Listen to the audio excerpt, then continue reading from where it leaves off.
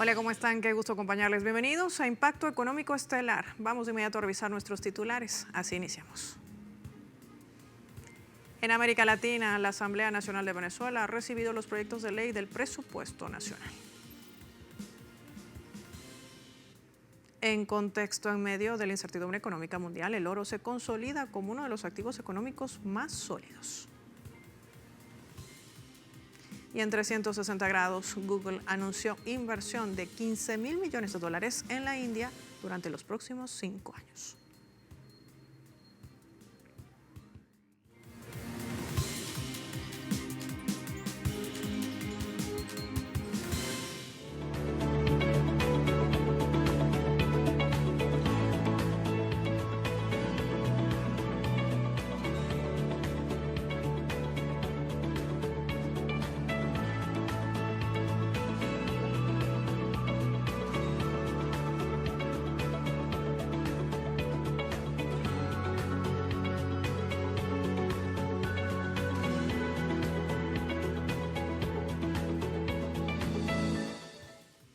Adelantamos a nuestros titulares. La Asamblea Nacional de Venezuela ha recibido este martes los proyectos de ley de presupuesto nacional, de endeudamiento anual y el de ingresos y gastos operativos del Banco Central de Venezuela, correspondiente al ejercicio económico financiero 2026.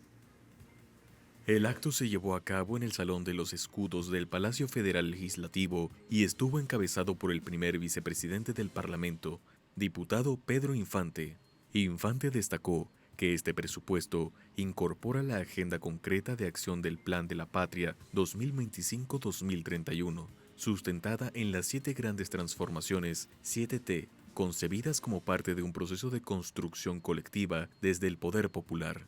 El parlamentario enfatizó que el instrumento será evaluado por las comisiones correspondientes en el marco del mandato constitucional. Por su parte, el vicepresidente sectorial de Planificación, Ricardo Menéndez, subrayó que se trata del primer presupuesto diseñado en consonancia con el nuevo ciclo de transformaciones estratégicas del país, con un enfoque que prioriza la soberanía, el crecimiento económico y la protección social. Resaltó que el documento surge de la participación directa de más de 5.000 salas de autogobierno comunal en todo el territorio nacional.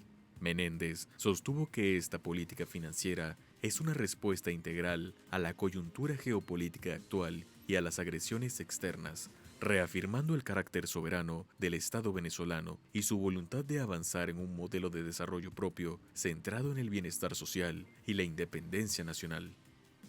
Vamos a abordar otros temas. Hablemos de los sindicatos en Colombia que realizan un plantón nacional en el respaldo a las reformas sociales que impulsa el gobierno del presidente Gustavo Petro.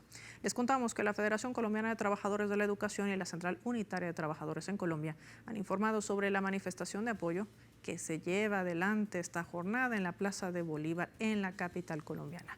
Una jornada que también ha sido respaldada en defensa de la reforma pensional y la presentación del proyecto de ley orgánica de reforma al Sistema General de Participaciones. Una convocatoria que también está buscando rechazar la ponencia negativa del magistrado Jorge Enrique Ibáñez, quien presentó, recordemos, ante la Corte Constitucional un recurso inadmisible de la ley pensional, es decir, un recurso de inconstitucionalidad.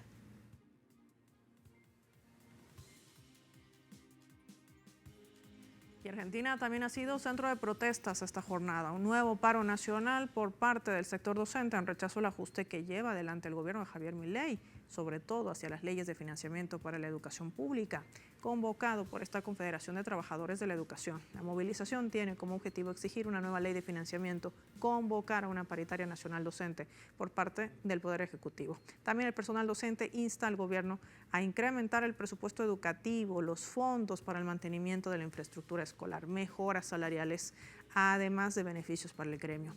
Es por ello que este grupo sindical ha reiterado que la lucha docente de todos los niveles se posiciona contra los salarios de hambre y defienden también las jubilaciones dignas y una educación pública, algo que forma parte del desguace que implementa la administración del Ejecutivo en la Argentina.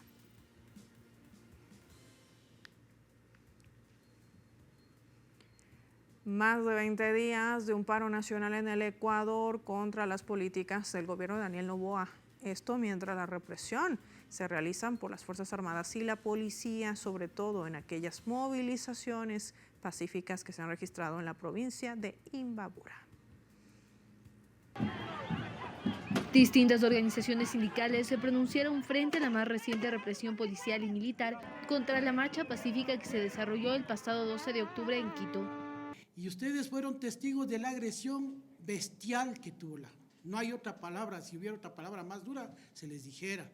Pero es indignante cómo se empieza a atacar a hombres, a mujeres, a niños, a personas de la tercera edad, apunte tolete y apunte bomba.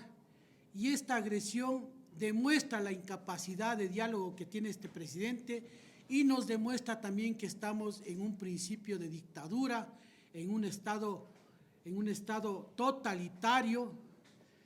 Nosotros le hemos dicho una tiranía. De acuerdo con información recabada por distintas organizaciones, la jornada del 12 de octubre dejó más de 6 detenciones irregulares, lo que se suma a las campañas mediáticas y políticas contra los dirigentes de la lucha social. Pero también se usa fondos públicos para desatar una campaña de desprestigio, una campaña de carácter racista que nos ubica a la gente común, a trabajadores, a campesinos, a indígenas como terroristas. Nosotros no ejercemos terror, nosotros defendemos derechos. Y por eso estamos en la movilización y estamos en la calle, defendiendo el derecho a tener vida digna, a tener derechos de organización. Pese a la represión y campañas de desprestigio, las organizaciones movilizadas contra el gobierno de Noboa ratificaron que continuarán en las calles exigiendo que se reinviertan las políticas que afectan a los trabajadores y los sectores más empobrecidos del país. En relación a las movilizaciones, tenemos el 13 de octubre en Quito y en Guayaquil una movilización, el 15 de octubre una movilización nacional y el 18 el Congreso de los afiliados del IES.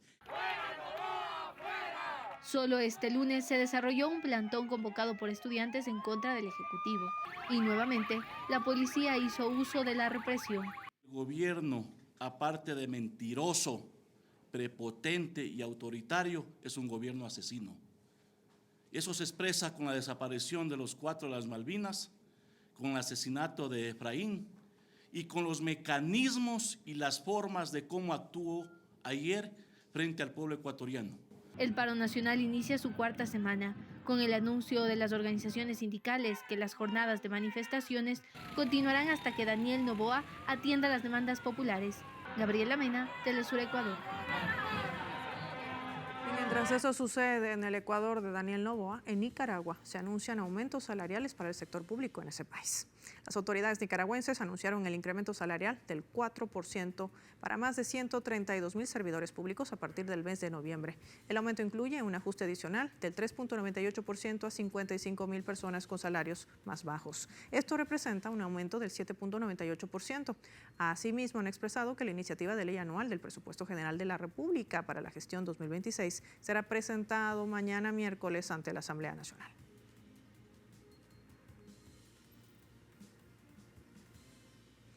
Marquemos una pausa en Impacto Económico. Al regreso, en contexto, les vamos a contar que en medio de la incertidumbre económica mundial, el oro se consolida como uno de los activos económicos más sólidos. ¿Qué marca esto dentro de las bolsas de valores? Lo vemos al volver.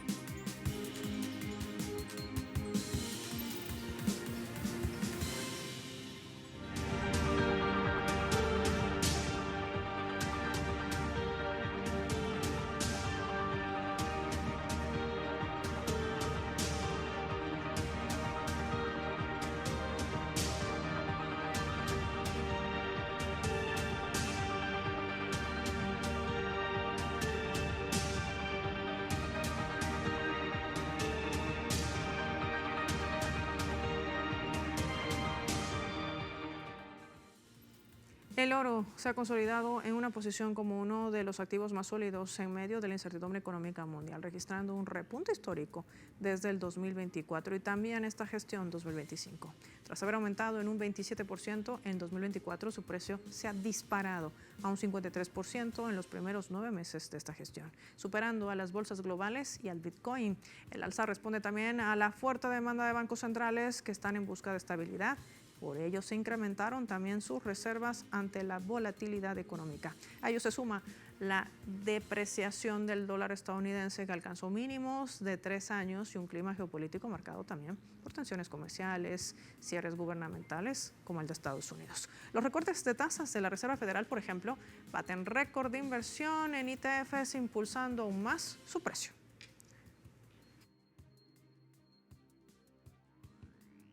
Revisemos datos. El oro ha logrado superar los $4,000 por onza y ha marcado un nuevo récord histórico. Los futuros del oro en la Bolsa Mercantil de Nueva York superaron brevemente los $4,000 por onza, mientras que en Londres el precio al contado alcanzaba los $3,980, ambos máximos históricos. Los analistas atribuyen este repunte a la combinación de factores como el cierre parcial del gobierno de los Estados Unidos, la incertidumbre política en Francia y Japón, además de las expectativas de recortes de tasas por parte de la Reserva Federal y el aumento de las tensiones geopolíticas. También hay que decir que en Beijing los futuros del oro también para la entrega en diciembre subían ya en un 0.59% hasta llegar a los $3,999.9 por onza, mientras que el precio al contado en Londres se situaba en $3,974, un 0.35% más. Este metal precioso reafirma así su papel como refugio seguro en medio de toda la inestabilidad global.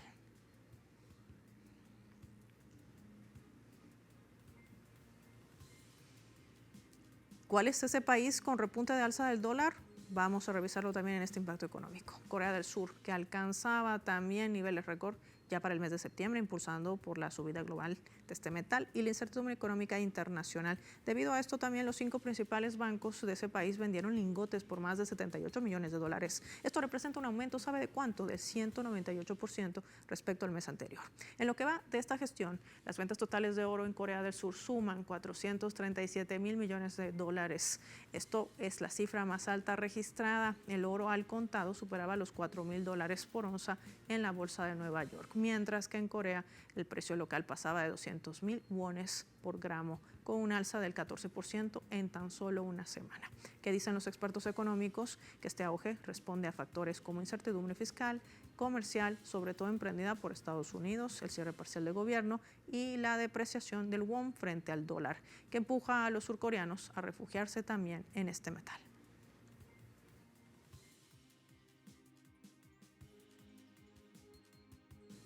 Pero muchos se preguntan por qué el oro ha tenido esta subida tan abrupta en su precio y qué tiene que ver Estados Unidos en todo este panorama.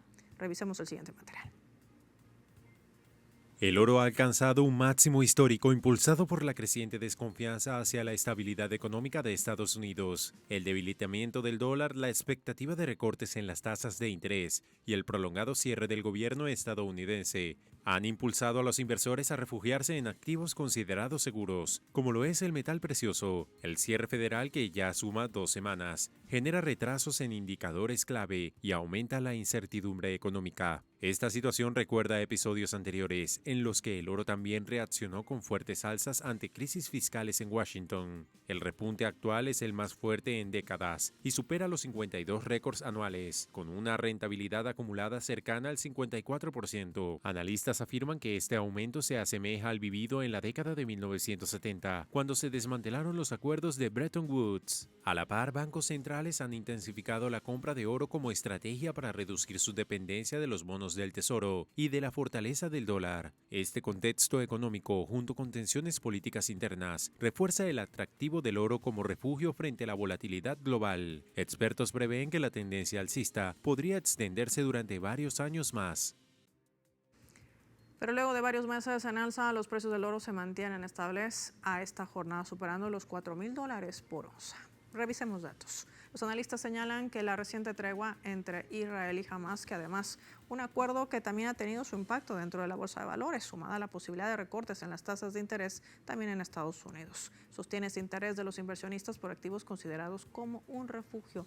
El oro al contado se ubicaba en $4,035.07 por onza, pese a que Israel ha roto el acuerdo de alto el fuego, mientras que los futuros para diciembre retrocedieron levemente a $4.054.6. La plata, en cambio, registraba un repunte de 1.6%, cotizándose en $49.65, impulsada por la demanda y la escasez del mercado físico. Ambos metales han alcanzado máximos históricos, sin embargo, y este año se han consolidado también dentro de su rol estratégico en tiempos de incertidumbre económica y política.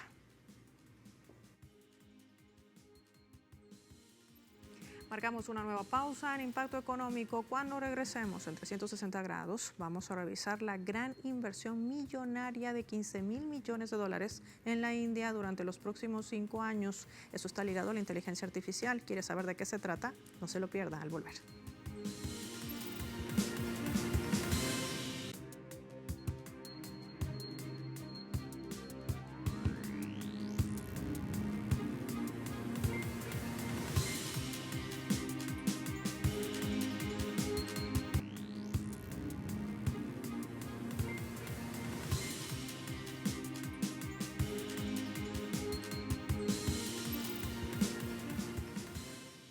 Gracias por informarse junto a nosotros en Impacto Económico de Telesur. Google anunciaba una histórica inversión de más de $15.000 millones en la India durante los próximos 5 años, que incluye la construcción de su mayor centro de inteligencia artificial fuera de Estados Unidos. El complejo estará ubicado en Visakhapatnam, en el estado de Andhra Pradesh, y funcionará como un centro de datos a escala de gigavatios, fortaleciendo la infraestructura digital de la nación asiática. El director ejecutivo de Google Cloud, Thomas Kurian, explicó que la expansión responde a la creciente demanda de soluciones de inteligencia artificial en un país que alcanzará los 900 millones de usuarios de Internet para finales de 2025. El proyecto conectará distintas regiones del país mediante una columna vertebral digital y contará con una nueva puerta de enlace submarina internacional y sistemas energéticos de gran escala.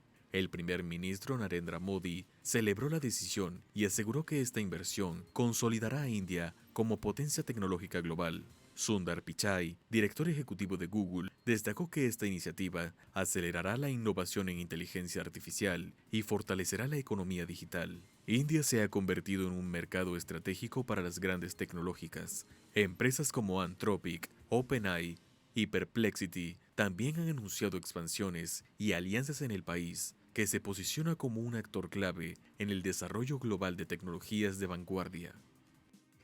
Revisemos noticias que se generan también en Alemania. Así lo está reseñando esta oficina federal, señalando que ha autorizado ya el lunes una fusión de 2 importantes compañías farmacéuticas nacionales, BioNTech y CureVac. La decisión permite a BioNTech, con sede en esa nación, adquirir, ahí lo dicen, la autorización de fusión de estas 2 empresas que están marcando la determinación de lo que va a ser la operación, justamente que no representa riesgos para una libre competencia. ¿Qué significa esto? La autoridad antimonopolios no ha presentado objeciones y ha señalado que el acuerdo se concretará a finales del año mediante un intercambio de acciones. Ambas empresas farmacéuticas alcanzaron notoriedad internacional durante la pandemia del COVID-19 por sus investigaciones en vacunas basadas en tecnología. También BioNTech, creadora de esta vacuna, Comirnaty, junto a Pfizer, consolidó su liderazgo en el mercado global, mientras que CureVac no logró la aprobación de su candidato. La fusión busca fortalecer la innovación biotecnológica alemana, pese, recordemos, a las grandes denuncias y la polémica que Pfizer también había tenido en su momento.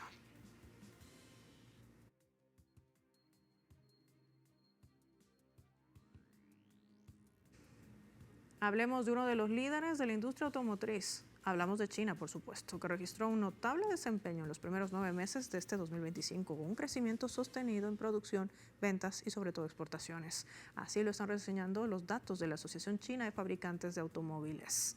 Entre enero y diciembre, sobre todo el mes de septiembre, ahí lo remarcamos, la producción alcanzaba 24.33 millones de unidades y las ventas superaron 24.36 millones, con incrementos interanuales de 13.3 y 12.9% de manera respectiva. Los vehículos de nueva energía superaron los 11 millones de unidades, representando esto el 46.1% del mercado, lo que reafirma el liderazgo del gigante asiático en la transición hacia la movilidad sostenible.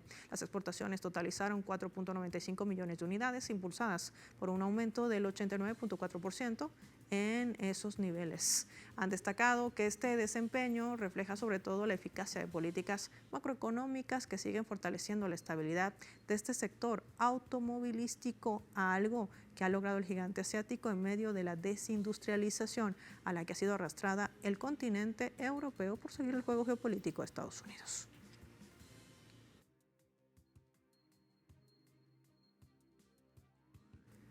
Y producir café orgánicamente para preservar las islas de bosques tropicales que han sobrevivido al imperialismo son parte del desempeño de estos campesinos oromo que intentan crecer ecológicamente sin contaminar el agua con químicos ni tampoco cortar los árboles indígenas.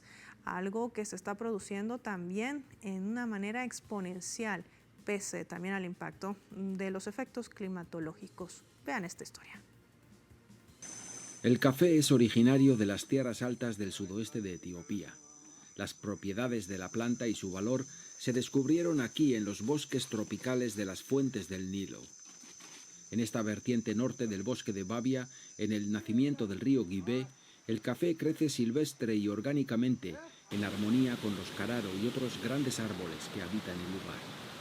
Está poblado de espíritus que colaboran para proteger y conservar las fuentes de la vida. Para un oromo, quebrar su resiliencia sería atentar contra el sistema general entre el cielo y la tierra. Hay un secreto guardado en una roca de este lugar, dice el campesino guía Tamán Tira. Dice que llegan investigadores en busca del punto en el que se unen estos dos ríos, mientras la comunidad, del valor de ese secreto que desconoce, en nada se beneficia. Están obligados a respetar el bosque, es un espacio protegido oficialmente, pero la comunidad necesita también construir infraestructuras y practicar actividades que les permitan despertar al progreso. Antes había elefantes en este bosque. Había también leones y otros animales. Ahora no hay. Se han ido a causa del factor humano. La pérdida de biodiversidad y la deforestación en las reservas del Guibé durante los últimos 150 años no se ha cuantificado, pero en los últimos estudios Oromo abordan la crisis ecológica como tema central, investigando la participación activa de la comunidad en el uso sostenible de los bosques. La población es consciente de la importancia de los bosques y de hacer un uso sostenible, porque sienten que es suyo y por su cultura tradicional. Grandes plantaciones industriales implantadas en las fincas acaparadas por el imperio a partir de finales del siglo XIX utilizan insumos químicos y reproducen un dominio de la tierra que priva a las comunidades del acceso a los recursos.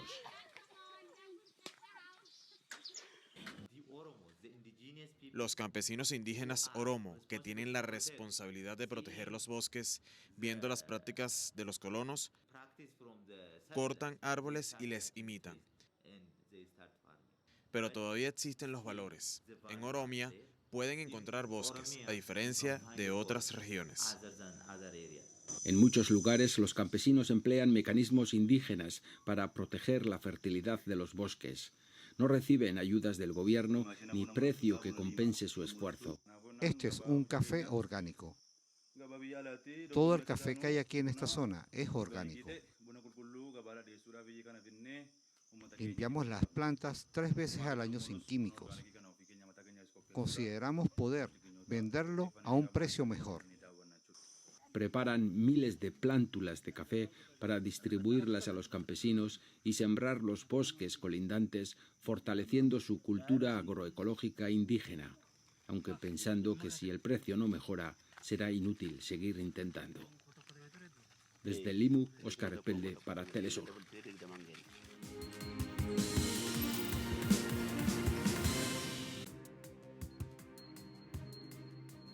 Revisemos juntos los indicadores petroleros al cierre de la presente jornada. El barril de petróleo intermedio de Texas ha marcado $60.69, con una pérdida de $1.09. En sus pantallas, el barril del Brent de referencia en Europa se ubica en $64.27, con una baja de $1.08. Por último, el crudo promediado por la OPEP marcaba $64.22, con una caída de $1.11.